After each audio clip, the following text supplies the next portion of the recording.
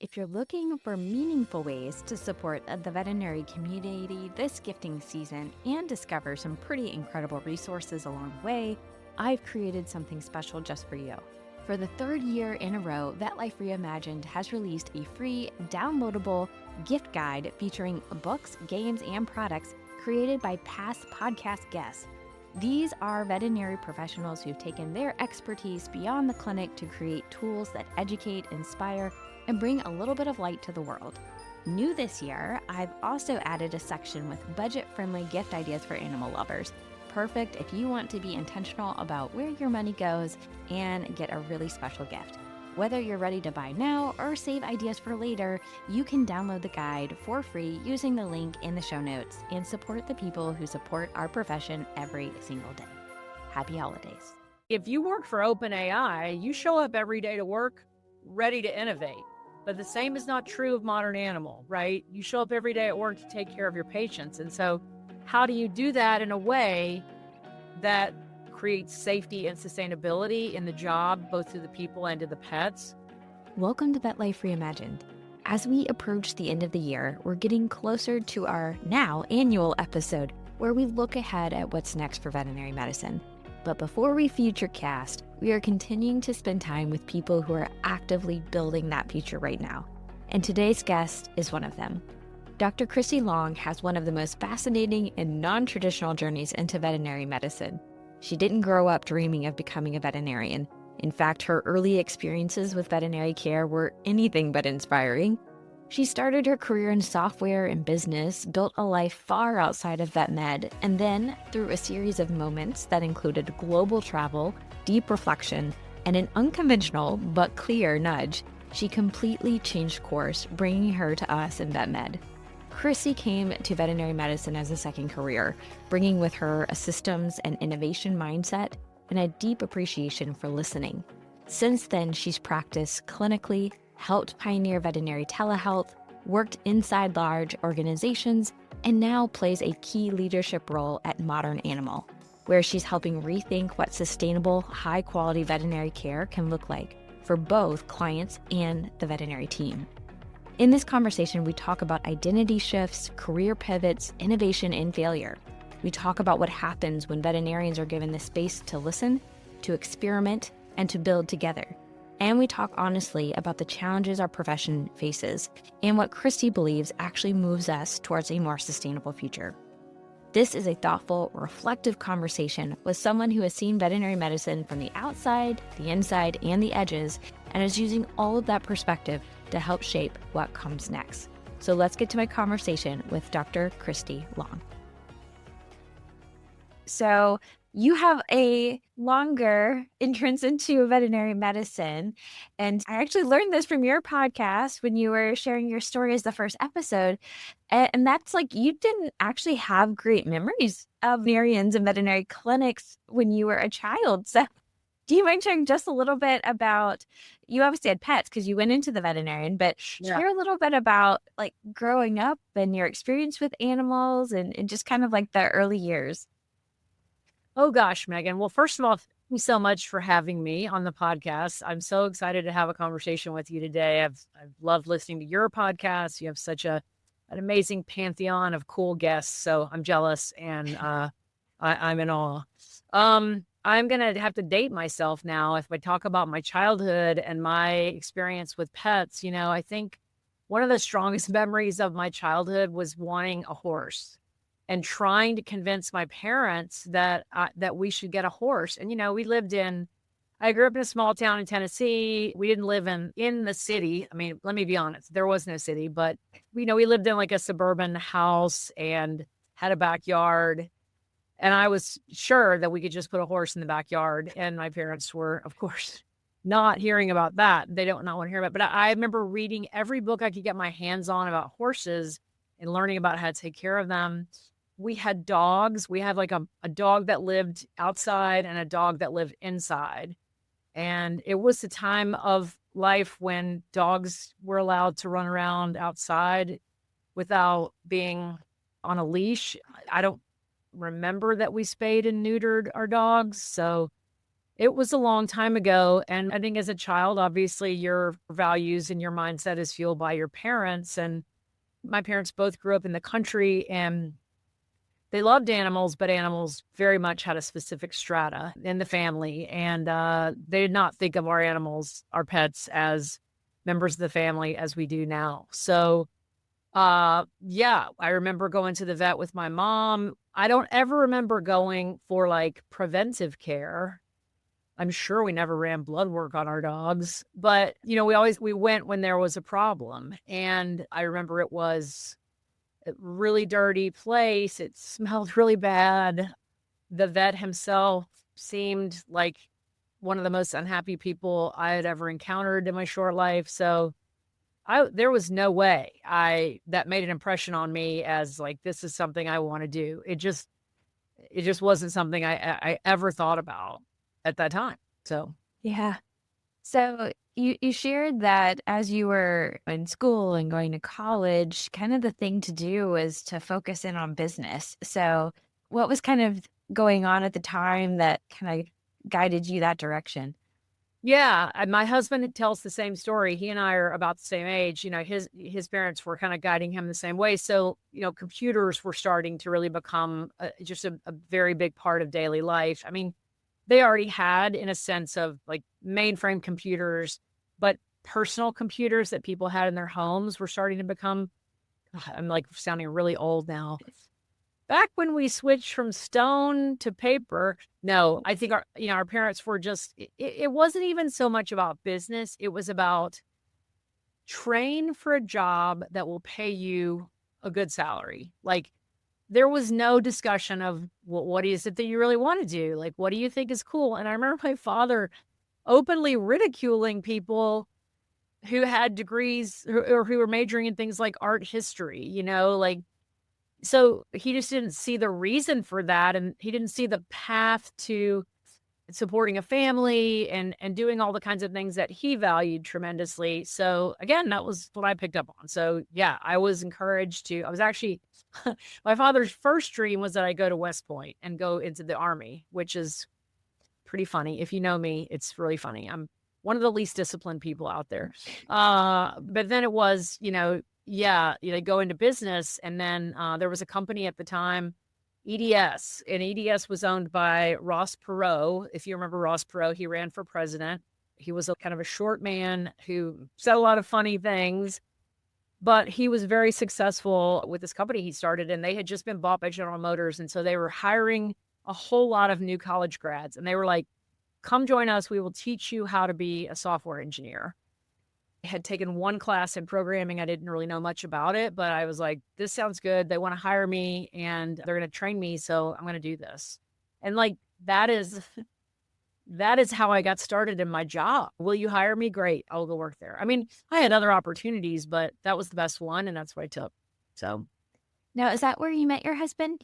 I did. I met my husband on a rental car bus at the Dallas airport because we were both sent to Dallas for a training program. And I got on the bus and he was the only other guy there. And then, Megan, we had been assigned seats next to each other in class. So yeah, the rest is history, basically.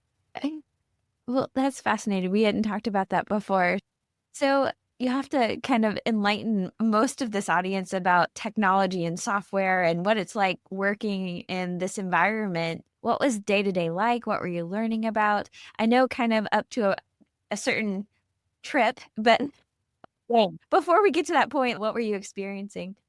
It's even so much different now. Like software development now is so much different than it was then. Back then, the emphasis was on creating very bespoke solutions for a specific business problem. So say for example, let's say you need a system to do your accounting. You just go buy QuickBooks or, and you get something off the shelf to do that, right? So EDS made very specific solutions, and they hired a whole bunch of people, a lot of young people who were willing to work tremendously crazy hours. It was like, this job is your life and this is what we're going to do. And they would bid on a job. And then it was our job to create whatever software solution the customer needed. And a lot of that involved talking to the customer to understand, what is it exactly that you want the system to do.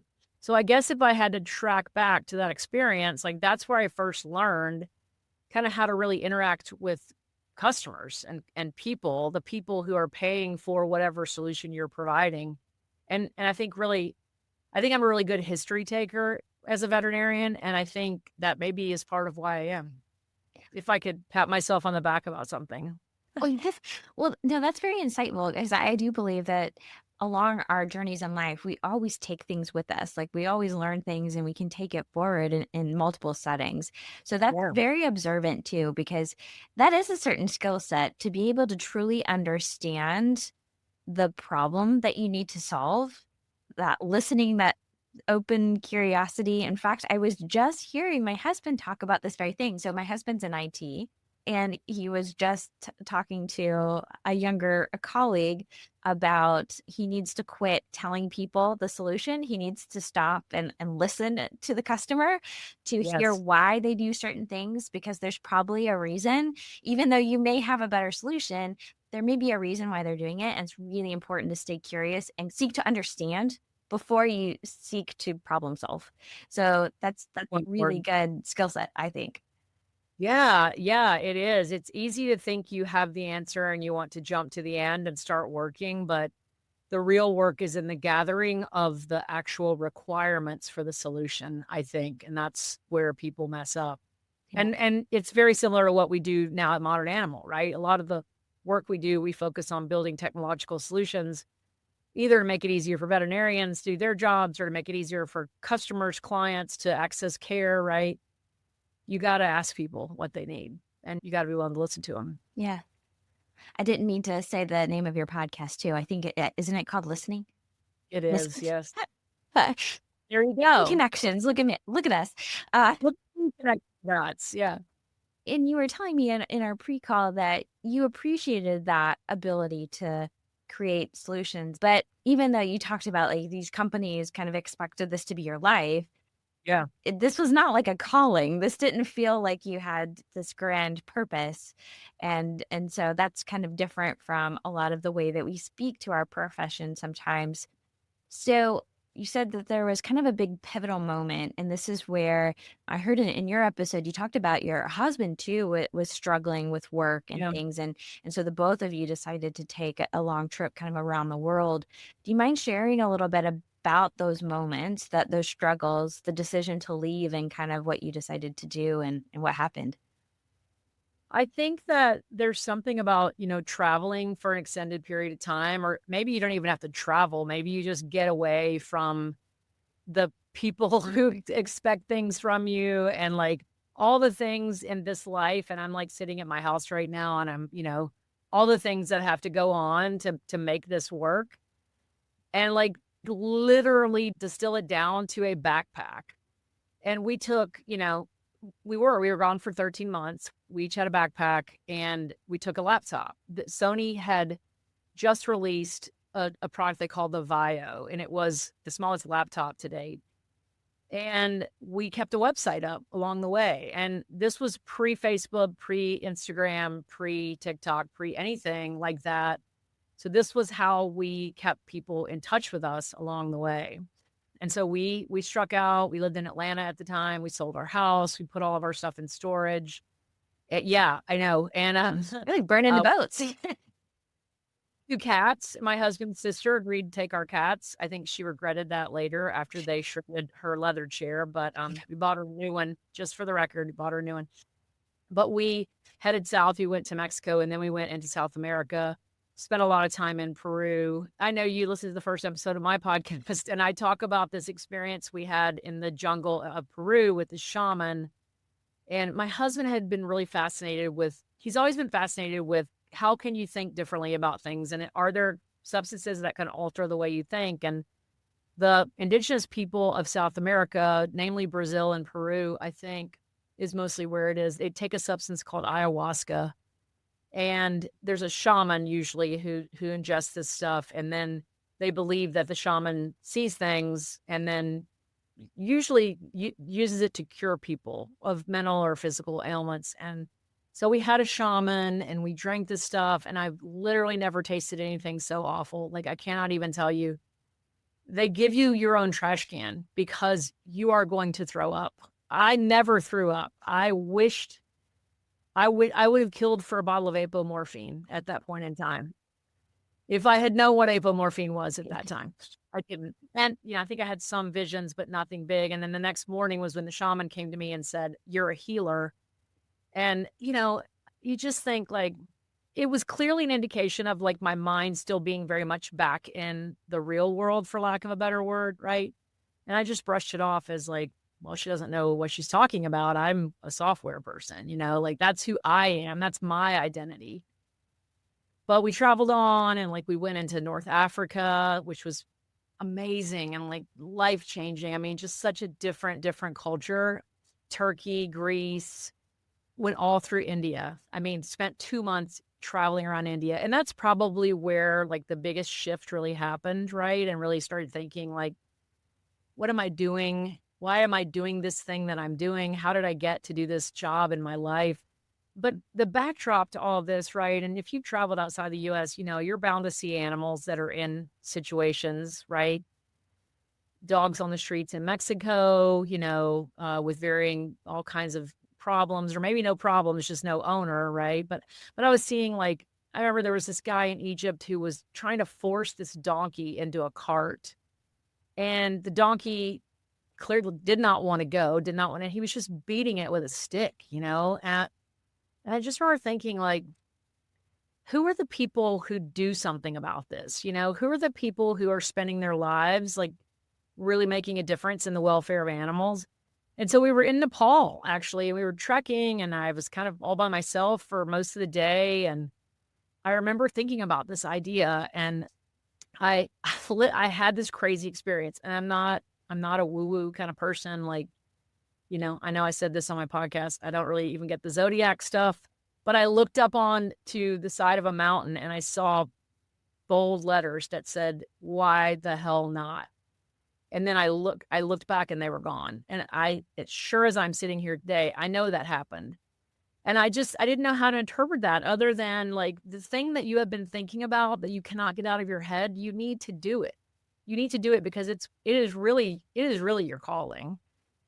And once I made a decision, I was just like, okay, I'm all in. Like, I'm doing this. I didn't know how you got into vet school.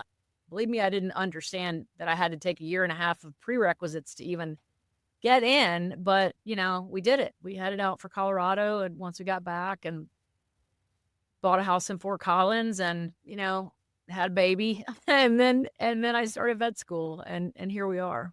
Yeah. Well, I just want to call out the fact that I think the shaman almost might have broke a mindset track, but like gave you permission to think outside the box, right? It's like healer. It's like, oh, let me think about this. Right. When I thought back on it, I remember being told in high school by a teacher, it's too bad you're not better at math because you'd make a great doctor. And so I was like, well, that's that. I guess I can't be a doctor. And I was like in all the advanced math classes and like, please, Megan, I mean, you're an internal medicine specialist. You tell me, like, how hard is math? It's not that hard.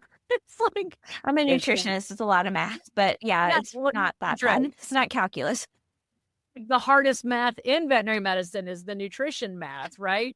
It is calculating MER, but those are two examples of like telling somebody something. If it's consciously or subconsciously, it gets into your head, right? Yeah. Yeah. And then the other thing I just want to comment about your trip to you is, especially because it sounded like maybe the shaman experience was maybe earlier in the trip, and then you had some extra time to kind of like sit with it and keep thinking about it. And yeah, it was right. I think that one important thing is to intentionally have pauses. And it doesn't have to be 13 months traveling the world, but it does need to be pauses where you can stop and allow yourself to think. And I think in today's world, it is really hard to do that. Like, yes, even when we do have a time to think, we pull up our phone and scroll, right? So just that Sure. moment to kind of sit and think about those things, and I think is also a really valuable lesson that I'm taking from that too, because I think that it gave you the time to think and the confidence to build and understand, yeah, this is what I'm passionate about. This is my next step. I think that's it. I don't think I've thought of it in that way until you just said that. My boss, he has gone away on a couple of silent meditation retreats where he, for days, like 4 to 5 days, no talking, obviously no phones. You're basically sitting with your thoughts, and I think it's been very powerful for him. Yeah. I have heard that it's really difficult at first. So if anybody, you might want to work your way into it, but Personally, I think I would fail, but yes. we Right. have a lot to learn from him. So you come back, you start looking to figure out how I do this. Second career is starting over. It feels starting over. And the other thing that you talked about is when you applied, you were 8 months pregnant. Mhm. And one, I'm so glad that for some reason didn't make the school say no. Just what was that like? I have a 14-month-old, so it's still pretty fresh to Oh, me. well, A right, long it's your whole identity is pregnancy, right? Yeah. I was 8 months pregnant when I was in my interview. So I'm working hard to pick the perfect suit. And I'm thinking, oh, I don't even look that pregnant in this, which was hilarious because I'm sure I looked very pregnant compared to everybody else who wasn't pregnant. And I remember I had I think I had 3 people on my interview team. They were all men. Some of them later became my professors. And I was like, remember me? I was the pregnant one. But, my personal email address and the, name of our travel Yeah. website is The Long's Strange Trip because we're our last name is The Longs, and one of the guys who interviewed me was a Grateful Dead fan, and there's a line in a Grateful Dead song, "What a long strange trip it's been," which is where we got the whole name for the website, and so he called that out when I sat down, and I was like, "Great, maybe he's gonna remember that instead of the fact that I'm 8 months pregnant," but at that time, I mean, I was gonna have a baby well before school started. I think he was 5 months old when I started school. Have you ever been to Fort Collins? Yes, I have actually. Yeah. Yeah. I mean, they modeled Main Street Disney on Fort Collins. Like, it is a storybook town, right? I was just there a couple weeks ago, and, I would put my bike on the back of my car. I would take my son to his nanny's house, and then I would go to class, and I would sit in class all morning, and then I would jump on my bike at lunchtime. I would ride down to her house because it was just too hard to repark the car, you know how campus parking is. And so I would just take my bike and, snow, whatever, it didn't matter, would just do it. And I would feed him and then I would come back. And that's how I spent the first year of vet school. And, I mean, we're a very female dominated profession. I think we had 30 men in our class out of 135.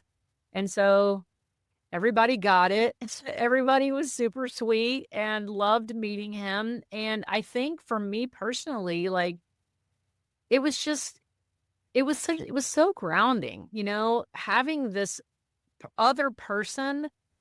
I knew that was my main responsibility, and yeah, I was gonna study and do the best I could, but if I didn't get an A on a test, I was like, "This is totally fine. I learned the material and I passed and I'm moving on." I just think it kept me on such an even keel, And then by the time he got to be 2 and 3, when I was at 2nd and 3rd year, he was coming to all the parties and he was like the life of the party, and he doesn't have any memories of that, but he had a great time. Oh, he grew up in vet med. Yeah. Sure did, yeah. I think that's also a really good call out too. And it was something because I listened to the first and second episodes of your podcast, and the second one, you're interviewing another previous software engineer who turned Yeah. vet, and you guys were talking about the perspective of those who their second career is veterinary medicine. There's a little bit different perspective, and I think part of, and a great example of that, I think, is that you start to understand what's important, Mhm. and kind of like having a child, and it's like you understand that having straight A's in vet school is not the most important thing. Do you want to speak to that too, of kind of the perspective of approaching this as a second career versus like someone who went in right after college? Yeah, I You know what? Nobody's ever asked me this. Okay. So that's such a great question that I know I've thought about it, but let me try to coalesce my thoughts. Like I think that the biggest impact of veterinary medicine being a second career for me was how I got in my first career. I just told you, like, I was just like, great, thanks for the job. I'll do this, and like that contrast between like really feeling like I was called to veterinary medicine and then meeting all those people who also felt the same way that I did about veterinary medicine, like it just solidified everything I was there for and all the reasons that I was there. If I hadn't had that contrast, I don't think I would have appreciated it as much, if I didn't have that previous experience. I mean, I've always kind of been jealous of people who knew they wanted to be a veterinarian their whole lives, but at the same time, like I'm kind of glad I got there the way that I did. I wish I could have spent longer in this career, but I don't know. It all has really worked out just to maybe oversimplify it a little bit, but it has. Well, and you're also able to contribute in such a unique way that this is what I love, getting people with such different perspectives into our profession. Because, I mean, Yeah. you're coming with a software background, and I can only imagine, knowing our profession of veterinary medicine, coming into it with such a high tech background and being like, what time warp did I jump into? So Exactly. what was that like, getting out into practice and then also with, bringing this unique perspective into it? I think like one of the first things that struck me was that I was very used to being thought of as a professional, like because I was in software sales actually when I left software. So, I'm playing golf, I'm having lunch, I'm doing all the fun things that salespeople get to do.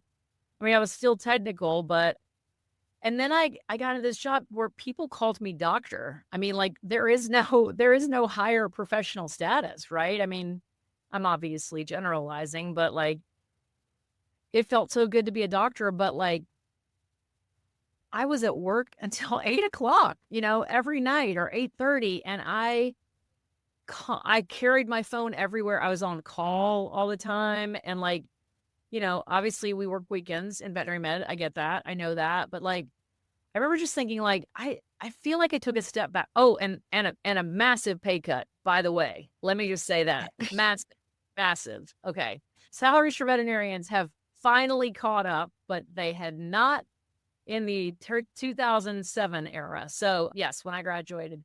So, I think that was like the big general kind of shocker that, you don't really feel like a professional anymore. If I like, my son got sick, I kind of had to figure out a different way to take care of him. Like I couldn't just take the day off. I had patients who depended on me, right? So, that's just who we are. And I remember I always think back to graduation because the dean spoke and he said, to whom much is given, much is expected. Have you ever heard that? I have, yeah. And I just remember thinking like, yeah, he's right. Like we're doctors. Like we have to show up for our patients almost at the expense of our personal lives. At least that's what it felt like to me in the beginning, right? And then like on a more like micro level, like all of the things, all of the inefficiencies, like I'm in one system and then I got to go over here on this computer and be in another system. And then we're using Cornerstone, which I don't know if you ever had the pleasure of using Cornerstone, but I was just like, really, like client server, is this where we are? And then just all the phone calling, like being on the phone with people until, 2 hours after everyone else had left the clinic, or emailing clients and getting emails back and having to call that. I was really surprised at just the amount of time, of my personal time that everything took, and so many times the questions that I would be dealing with did not need me to answer them, they could have been answered by somebody else. So I think, sure, the technology was terrible, but like there was more things just around the job. And I guess I'll just say one final thing. Like, I just really felt like we tolerated a lot of really toxic people because of their skill sets and because we always felt like it was really hard to hire people. So we let people get away with really bad behavior. that would never have been tolerated in another professional setting. And so I was not prepared really for any of those things. And those were the big things that really stood out in contrast to me from my prior experience. Yeah. Well, you said 2007. Wasn't that like that's the The yes. recession. So Yeah, like they're that's probably why they're not paying well and like totally. I they're get that. yeah, Yeah. my Yeah. goodness. Yeah. So I mean like all these things too. I think the other thing that I admire so much of people is that they take some action, or when an opportunity arises, they rise to it too.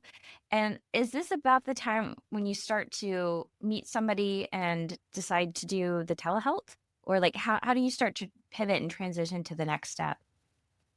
Well, Megan, I don't know. A lot of my life feels like it's happened to me. Like I honestly, I meet people who have their path all. Do you know who Dr. Emily King is? Why does that probably She used to have a vet clinic in Indiana called All Star Veterinary Clinic, and okay. she's pretty big on social media. She's hilarious. I just talked to her the other day, and she was telling me about her whole path through college and vet school, and then how she just had it all laid out. That was not me. And so at some point, I think I was like 7 years into practicing. And honestly, all the bad things I just said, I loved practicing. No one in software ever came up and hugged me and thanked me for saving their animal's life. That doesn't happen in any other profession. People value what we do so much. So that was amazing. I love that. We wanted our son. Our son is now getting to be like late elementary school-ish, fourth or fifth grade, right? And I think my husband kept bringing up like, we need to do another long strange trip. Like we need to do it. And I knew like, what are we going to do with this like 10-year-old? He's obviously going to go with us, but like, I think he's got to be in school. I think they frown on you just taking your child out of school for a year. So we knew that we really couldn't travel, but we thought like, what if we moved somewhere else? So we found this little town in Mexico called San Miguel de Allende. It's in the Sierra Gorda Mountains. It's right north of Mexico City by about 3 hours. It's absolutely beautiful, breathtaking. UNESCO World Heritage Site, all of those things, and a large expat community there, about 15,000 people from the US, Canada, and Europe. So we just like slid into life there. We thought we would stay for a year. We ended up staying for 3 years. And so a couple of years in, and I wasn't practicing, like I didn't get my license down there. I started thinking I need to do something. I need to get back into veterinary medicine. And I kind of started looking around for like jobs writing content. I thought that was something that I could do. And I got introduced to a couple of Spanish guys who were starting one of the very first telehealth companies. And their idea was, we're going to let people come to our site and pay to ask questions that veterinarians will answer. Simple questions. Like at the time, they were like the length of a tweet. I don't know if you remember, like tweets used to be like 144 characters or something. So we would get these questions where people had tried to abbreviate everything. It was pretty hilarious. But people from all over the world, and they would come and ask about all kinds of animals. I've never in my life heard of some. I had to Google, some of the animals. But we had a community of veterinarians, and I was their chief veterinarian. I wrote standards and trained people and taught people how to do this work. We ended up selling that business to Petco a couple of years in, and we all moved to San Diego, where Petco is headquartered. And so that was my experience with telehealth. I loved it. It provided so much value to people because there are so many people out there who are not going to the vet, right? And they need help. Now, a lot of times they need to go to the vet, but sometimes they just need to hear that from a doctor to tell them to go in. So it isn't like I was diagnosing, Cushing's disease over telehealth. You can't do that, but you can certainly tell people about Cushing's disease and explain to them why you're concerned about it and what they need to do about it. So I think that was really eye-opening. It taught me the value of a virtual experience for people, but it also taught me the need to have physical married to virtual as well and providing care on both levels. Not to mention business and entrepreneurship. I mean, within Yeah. a few years in, that's huge with like selling a business. That's pretty incredible to sell that quickly. And then now you're in this big corporate of Yeah. Petco. What did you do there, and what did you learn from that experience? 26,000 employees, I think they had at the time. So, yes, huge company. So, we got to do something very cool. We got to take our brand, which was Pet Coach, and create physical stores. So, we took 2 stores in San Diego that were Petco stores, and we completely renovated them. And our idea, kind of in a nutshell, was that pet owners want to be able to access services that their pets need in one place. So, dog daycare, grooming, self-wash, veterinary care, and then a curated assortment of merchandise that is selected by a veterinarian. So you can imagine how power hungry I was because I got to take the Petco merchandise assortment. I got to take the homeopathic dewormers and stuff like that and throw them out. I got to create, a much tighter set of SKUs. And then we got to say, look, this is what your veterinarian wants you to have. These are all recommended by your veterinarian. So amazing experience, so cool. People bought a membership to access it. And I learned so much. That's where I learned to, open a vet clinic and what that entailed. And then Petco's CEO left, and they brought a new CEO in who had the intention of taking the company public, and he really had no interest in expanding to another brand. So, yeah, that was what that was like. We got to operate inside this little entrepreneurial bubble. It was crazy. I remember the IT guys at Petco hated us because we had Macs and everybody else had PCs at Petco, and they were like, "Oh God, I don't know how to fix this." It was pretty funny, but it was a hoot. It was a great experience. Yeah, they call it, I think, entrepreneurs. So We it's were entrepreneurs. yeah, That's exactly we were. Yep. yeah. There's a book about it too that explains how important it is to allow that innovation bubble to exist. So that is a really cool opportunity to be able to live in that. That said, I think I can't remember if you shared it with me or if I heard it, but it's not the first time I've heard it. And, being in industry myself over so many years, there's there can be some frustrations on being science-minded, being entrepreneur-minded, and working within that setting. Yep. Because sometimes you have these great ideas, you have this great perspective, but you have to meet all the other things that the business wants, and sometimes it just doesn't work that way, and it can be really frustrating. And you were describing that. So, what was it like finally meeting someone where you meshed, like everybody got it? Man, you're just telling my life story here because exactly I I always tell people medical quality is like art. I can't exactly tell you what I like, but I know it when I see it. It's the same thing about medical quality. And I say that having spent the last several years in modern animal, actually trying to measure medical quality. So I think it can be done. But, you know, when Petco let us know that they were not going to do the Pet Coach stores anymore, they said, but we want you to help us build veterinary clinics because we want to build a whole bunch of vet clinics. Will you please stay and do that? And I was just like, well, what does that look like to you? And I remember sitting in the CFO's office trying to explain to him why you needed a different unit to take dental x-rays than regular x-rays. And he was kind of he was not being rude or anything, but he was just like, yeah, we can just use the one we have. And I was like, no, we really can't. We have to have another. And so that was just the start of it in terms of just really feeling like I knew, or I thought I knew how things could be better, but I kept getting told yeah, that's great, but the business won't work. Yeah, that's great, but it won't be a profitable business. And I got introduced to Steve Eidelman, Mr. Silent Meditation guy, by my boss at Pet Coach, Oh, because he was leaving Petco also. He was, because, once they kind of told us they didn't want to expand our brand anymore. So he was like, call this guy. He's starting a company in LA. I think you'd like to talk to him. And so we met at the Veterinary Innovation Summit, which at the time they were having at Texas A&M, College Station. And I had honestly never talked to someone who was not a veterinarian who was like, right, I get it. I get it. I understand what you mean when you say it takes 30 minutes at least to do an appointment in a way that really gives you time and space to understand the reasons that the owner is there and execute on what you need to do. Like, I get the doctors can't continue to cram patients into their schedule all day long and still deliver a high quality of care. So he had a ton of ideas around like the client experience, kind of being like a frustrated veterinary client himself. And then I had a lot of ideas around what it meant to be, a veterinarian and how that could be better. He had already brought on board an engineer. Keith was our first employee. And so, we knew we wanted to really lean into technology in a big way. We knew we wanted to have an app. We knew we wanted to have a virtual care team.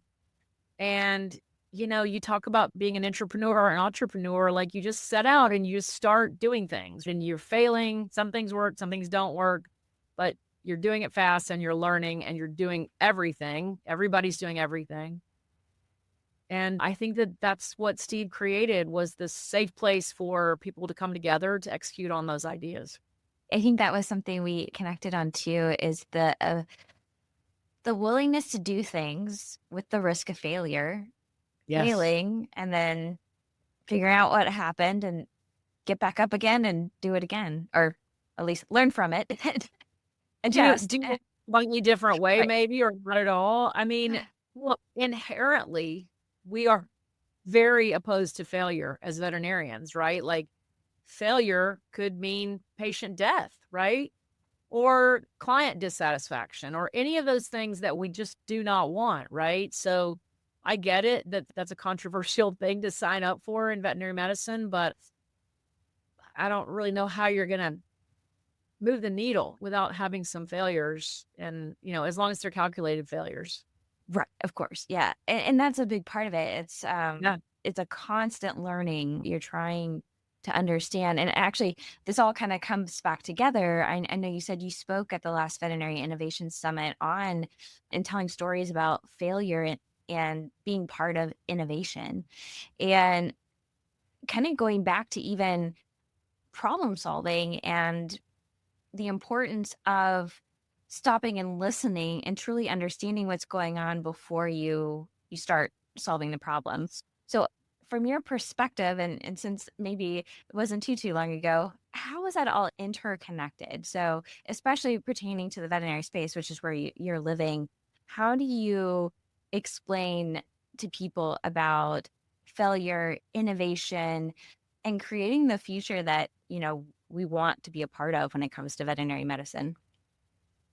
Well, I guess the first thing I think of is like, it's much easier to operate in that fashion when you're small. And, we had one clinic for 18 months. It took us almost 2 years to build a second clinic. And, we micromanaged the hell out of that one clinic, right? And it was COVID. And so, we didn't have an office. We were always there, like breathing down their necks, like, do this differently, or like I would get on Slack and say, okay, as of now, we're doing this differently. And, I just look back on that and it makes me cringe so much, because that's just so disruptive. They are not there to innovate. They are there to practice medicine and to heal animals. And so it took us a while to learn how to do that, how to innovate in a growing business like that, where, again, the primary goal, like if you work for OpenAI, you show up every day to work ready to innovate. But the same is not true of modern animal, right? You show up every day at work to take care of your patients. And so how do you do that in a way that creates safety and sustainability in the job, both to the people and to the pets? You have to be very thoughtful. You have to get a ton of buy-in. You have to bring people along. Going back to like gathering requirements and what you were saying about, your husband's job, it's like, we have to have the perspective of our teams for literally almost anything we do, right? Like, we have to bring them in. We have a council, the Modern Animal Council. They get nominated by their peers to be on the council. We bring them together every 2 weeks. And some of them are doctors, and we take them off the floor, right? And so, I mean, there's a cost to that, but we do it because we want to hear what they have to say. And I think it even goes back to like the recruiting cycle, explaining to people, this is going to be not like any other hospital you've ever worked in, because we are going to innovate and we are going to change. And you got to think about whether you're comfortable with that and whether that's something you want to sign up for. Not everybody does, but I think most people really love this profession and they want to make it better. So yeah, they want to be a part of it if they can. So I think I said a whole bunch of stuff just to say like that my idea of how to innovate has changed dramatically over the last 5 years since we've had practices. And I know it has to involve the people who are going to be experiencing the change. I love how closely you are working with those individuals, allowing them to come to the table and be part of the innovation. Because, like you said, it's like allowing them to do their job of coming to work, take care of the patients, and then supporting them in the right ways. So you're listening, you're going back, you're, changing things. And I think you were also describing how, yeah, some of the painful moments of growth, and you built your own software within Modern Animal, which is Yeah, me personally, but we're yes. like I'm done with that. Well, away from that. I mean, I understand a lot about it, but I definitely cannot code anymore. So yes, we did. We did. We started out with again an off the shelf practice management system and going back to innovating and changing, like we just very quickly saw that we could not wait for this software to evolve, if it ever did. I mean, because remember, they're getting different customers. They're signing other people up for their software, and they may not want it to do what we want it to do. So we just made the call to write our own. And we had already, like I said, we'd already written an app. We'd already written our whole communications platform. So we stood it up in like 6 months, the first initial version of it. And it's come a long way since then. It was a little dicey there for a while, not gonna lie. Change can be hard, and especially in technology and software. I'm sure you of all people know more than anything. I gave away a lot of bottles of wine in those days. Yeah.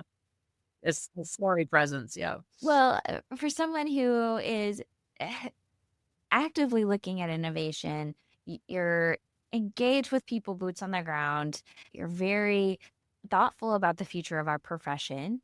We are coming up on the end of the year and looking at a brand new year. I hate to say crystal ball, but what are you kind of looking at this coming year for veterinary medicine? It would be easy to say, oh, AI is going to solve all of our problems, right? And there's so many interesting things that we could do, but like any other innovation, it's just like anything else. It's just like the internet was to all of us, however long ago that was, 30 years almost, right? Like we have to implement it wisely and use it wisely, but it's just basically a tool that allows us to do our jobs. I think, for me, the challenge continues to be like building sustainability into this profession. And like, if by the end of next year, there were no veterinarians leaving clinical practice because of burnout and just stress on the job, and like they were able to truly feel fulfilled and happy in their careers. And if technology supported that, workflow supported it, whatever it was, that to me would be like the ultimate and ideal state. And I know that's lofty and it's not going to happen by the end of next year, but I think ultimately that's what I always want to work towards. Whether people come to Modern Animal and work, or whether we inspire other companies to do the same thing, or other private practices, whoever it is, to make some of the same changes or think about things in the same way, then that's where I want to be. What do you think is one of the big things that will move us there in that direction the fastest? I think AI is going to be the thing. I think it's going to continue to make us more efficient if we use it intelligently and watch what it does and read the content that it creates. I think it's going to continue to allow humans to do things that only humans can do, and really actually like be self-actualized on the reason we're in this profession, right? I hope we're all here because we love people. I know we're all here because we love animals, but I think we have to love people too. And I just think that that's one of the great promises of that piece of technology, is that it can take away the things that feel like this is not worthy of me. This work, it's not necessarily something that I need to spend my time doing. Well, definitely a sustainable future is a bright one. So I'm glad that is what we are hopeful for, and it looks like we're going towards. The last question that I always like to ask people is, what is something you're just really grateful for right now? Oh my gosh, Megan. Okay. I will tell you, I am so grateful. My son is about to graduate from college, and not just because, like, yay, I don't have to pay tuition anymore. I am so grateful because he has really struggled to find his path, and it caused him a lot of difficulty. And he's graduating a semester late because of it. I think there was a time where he felt super lost, and I hope this never happens to you as a parent. To know that your child feels lost and doesn't know how to move forward is truly the worst thing. So I'm so grateful that he found a path that he wants to pursue and he's happy. He's going to be here next week for Thanksgiving, so I know we'll toast to the upcoming graduation. May I ask what his path is? He wants to own a bar, Okay. actually. Yeah. Yeah, he's always loved, like, cooking, and as he's gotten older, he's gotten into, mixology, as they call it, and he's always been really interested in business, so he's very interested in, yeah, owning a bar one day. Well, I mean, they do make these bars slash dog park things, so maybe there's a Oh, future collaboration in there. yeah, I love that, thank you. We have one in LA, it's called Dog People, and, Yeah. yeah, I did some PR from there a couple of times and talked about preventive care. It's don't they just give you anxiety, though, as a veterinarian? Like, Oh, yes. people are drinking and, like, socializing, and dogs are running around, like, what could possibly go wrong here? Yeah. To me, it's an exciting realization that veterinary medicine will be shaped by people who are willing to listen deeply, question assumptions, and bring the full breadth of their experiences into the profession. I appreciated Dr. Christie's honesty around failure, willingness to learn, and the courage it takes to build something new, especially in a profession that carries so much responsibility at heart. Her work challenges us to think not only about what kind of animal care we deliver, but how we care for the people involved as well. If this conversation resonated with you, take a moment to follow or subscribe to the podcast. As we look ahead to what's next, let's keep listening, keep learning, and keep reimagining what's possible in veterinary life.